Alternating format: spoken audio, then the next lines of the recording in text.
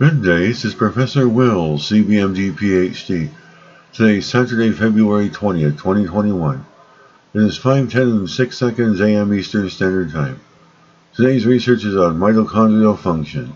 So let's hop to it here. Mitochondrial function can play significant part in serious disease. Date February 19, 2020. Source, Karolinska Institute. Summary. Disorders of the cells, energy supply can cause a number of serious diseases, but also seem to be connected to aging.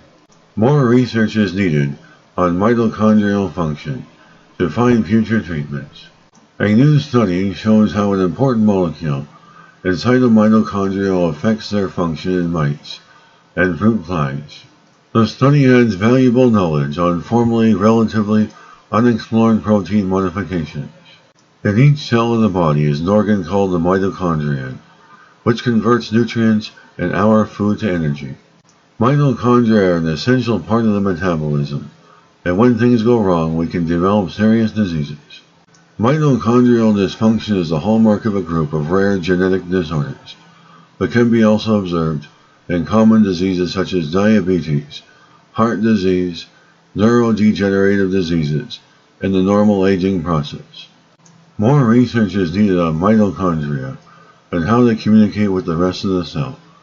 If scientists are to find new therapeutic approaches to improve mitochondrial function, researchers have now studied how the methylation of proteins affects different mitochondrial processes.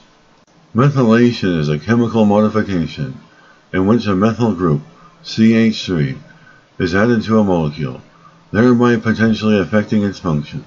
S-adenosylmethionine, SAM, also known as Adamet, is the main methyl group donor within the cell, including inside of mitochondria.